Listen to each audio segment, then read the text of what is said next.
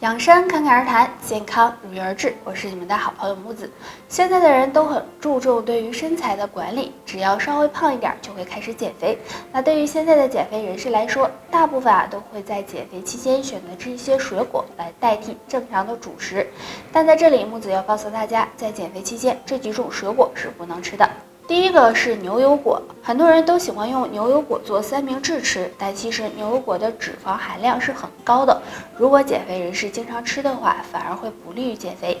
第二个呢是西瓜，夏季很多人都喜欢吃西瓜，但西瓜的糖分含量很高，而且吃的越多，对于人体摄入的热量就会越多，所以减肥期间不能吃西瓜。第三个呢是椰子，椰子虽然有很多的营养物质，但是呢，椰子的热量非常高，脂肪含量也高，常吃不仅会导致发胖，还会使胆固醇升高。所以大家在减肥期间切记要远离这些水果。好啦，本期内容就说到这儿了，大家还有什么问题可以在评论区留言，我们下期见，拜拜。最近看评论呢，有小伙伴说怎么才能知道自己的血管堵没堵呢？今天呢就教大家一个小方法，就是摸一个地方，那摸哪里呢？那就是脚背了。如果能感受到脚背动脉的搏动，说明血管还很健康。若不同时间摸脚背动脉都比以前弱，或者搏动不对称，并且有脚部疼痛的情况，就可能是血管堵塞了。那想要血管通畅呢，再来教大家一个动作，特别简单，就是转脚踝和手腕。那平时没事的时候就可以做一做，每次呢做个3到5分钟。这样做能够让血液流通顺畅，能够帮助疏通血管，有养护血管的作用哦。大家好，欢迎收看侃侃养生。今天我们要聊的是血管堵塞的人睡醒后一般有3个表现，若都没有，血管还算健康。睡醒后视力模糊，如果血管出现堵塞，血液循环会受到影响。如果养分不能够及时的供给视神经，那么就可能会出现视力模糊的情况。睡醒后身体疲惫，脑袋昏沉，血管堵塞也会影响大脑的供血。如果大脑供血不足，睡醒后就会感觉身体很疲惫，脑袋昏昏沉沉的。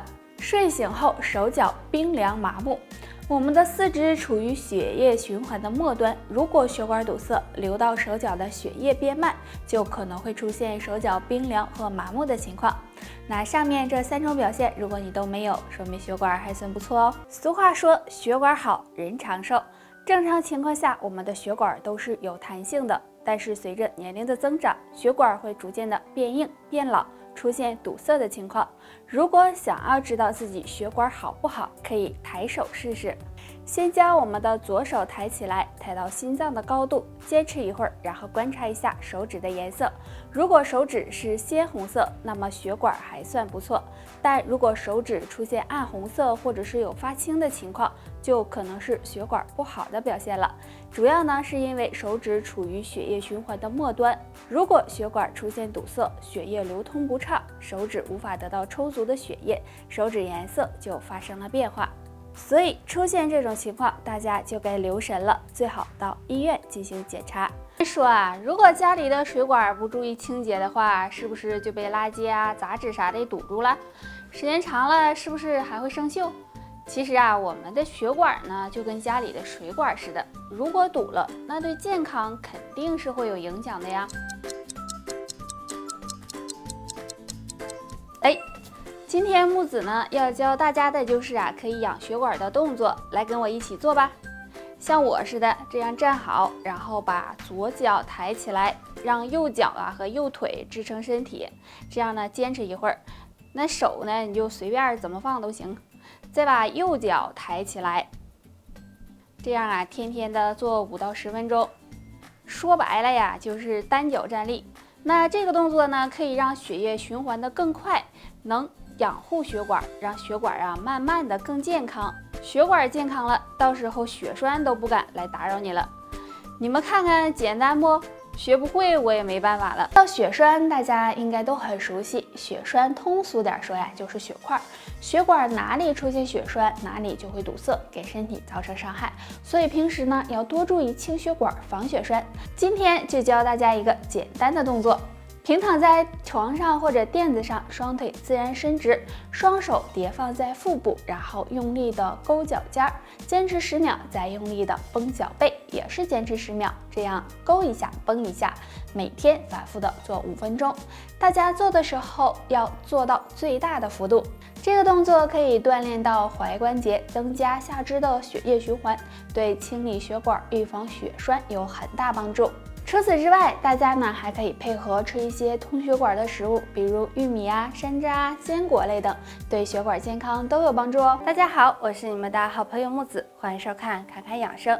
今天我们要聊的主题是血糖高的，吃饭时尽量远离2个习惯。相信糖尿病大家呢都很熟悉，我们呀又叫做富贵病。